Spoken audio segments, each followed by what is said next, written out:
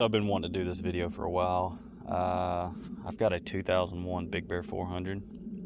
I ride with Honda 300s, and 300s have been for years, have been known as the best unbeatable bike you can get.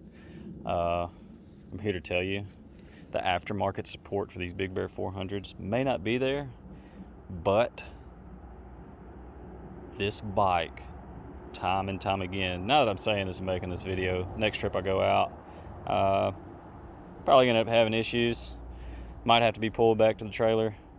But as we are now for a year that I've had this bike, like I said, my brother has had numerous 300s. I've got another buddy that's got a 300. And this bike ends up pulling one of them back. It goes through stuff. It is a bit heavy. I don't have an axle paddle. She does tend to get stuck every now and then.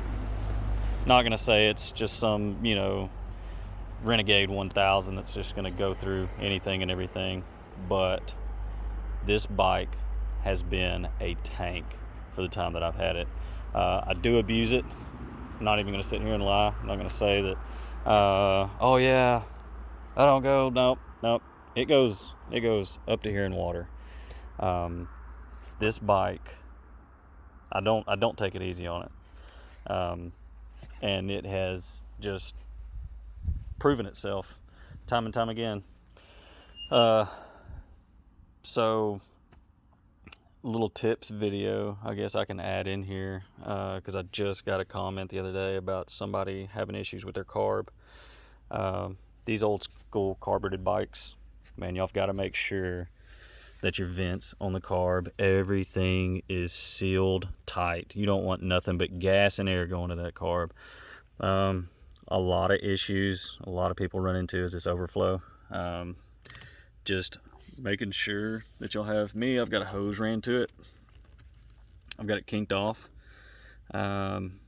Man, I've seen people, I guess on the 300s, they'll stick like golf tees off in here. I mean, anything you can do to make sure that that you're sealed off there, no water's going to get in, because that right there will almost instantaneously kill the bike as soon as the carb gets, or the water gets about carb deep.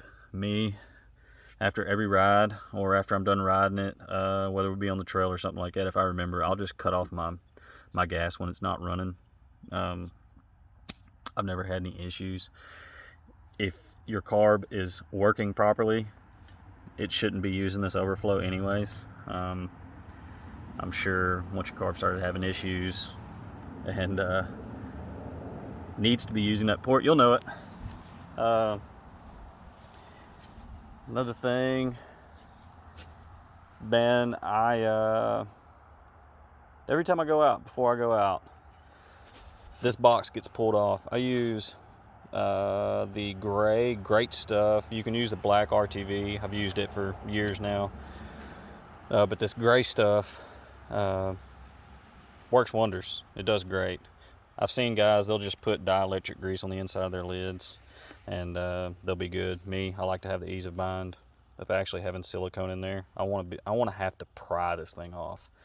I don't want it accidentally, a tab coming off and, end up getting water in there.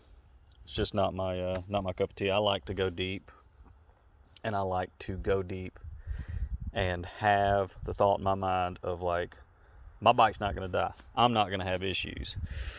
So when this gets tore off, more times than not, I do redo these. That's why it looks like junk right now with all this silicone just plastered everywhere. But like I said, I've got all these meetings of boots and what have you. They've all got silicone in them. Everything up here, I was going to get to the spark plug, but I'll get that in a second.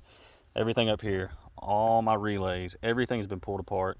Everything has dielectric grease on there. I've got a regulator that's under here. Can't remember what's on this side, but every plug, the plugs that you can't see,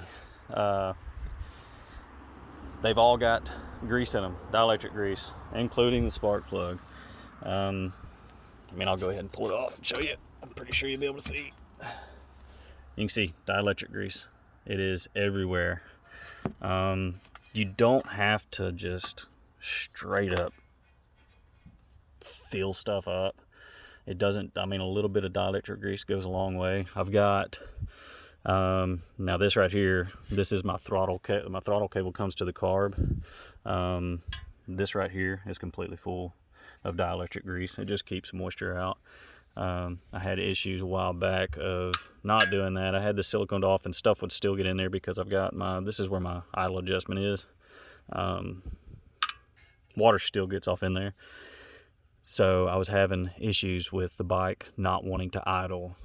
It would idle high and I would mess with this and it would drop it down way low. And then I just, one day after a ride, took this off, cleaned everything out, filled it back up with dielectric grease, and you can see right there, in and out, no problems. Haven't had an issue since with this bike not wanting to idle right. The clear tubing, wherever you can, I would recommend putting that. My gas cap, snorkel, or I say the vents, ran in that clear tubing.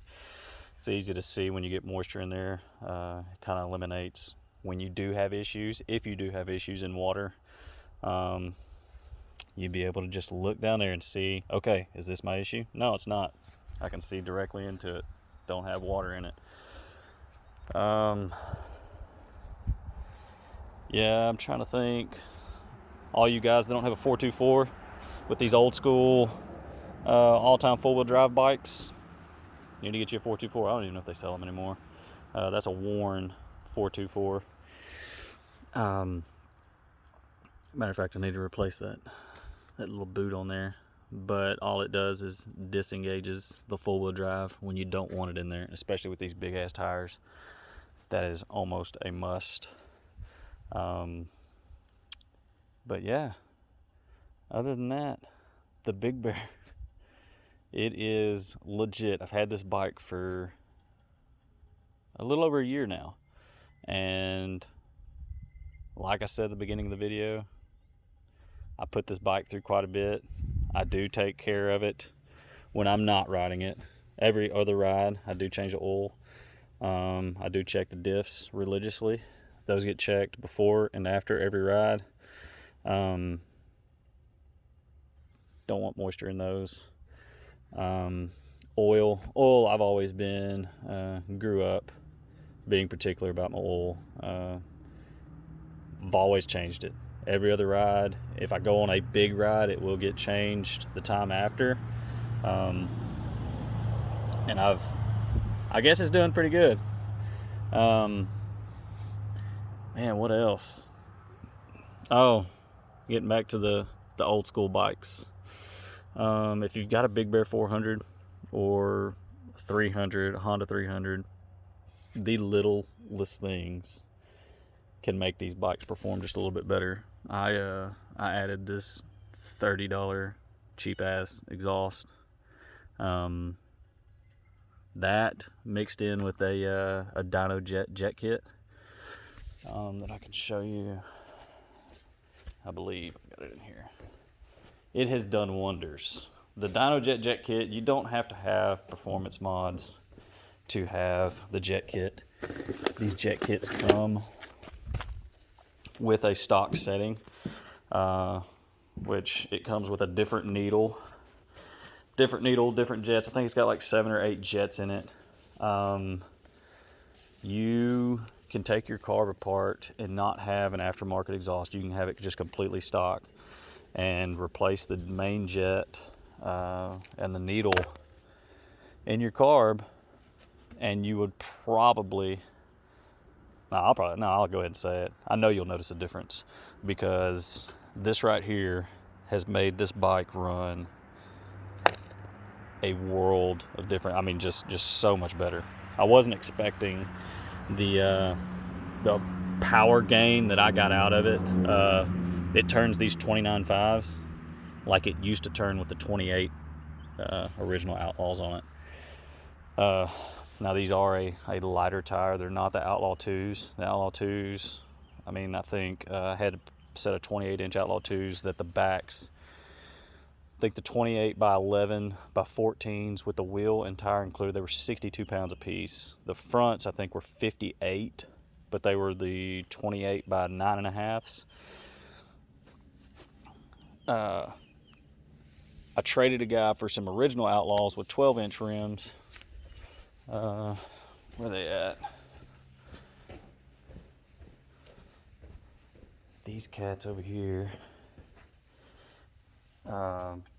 Those right there, these are 40 pounds a piece for 28s with the 12-inch rim. Of course, you go down in rim size, you're going to go down in weight.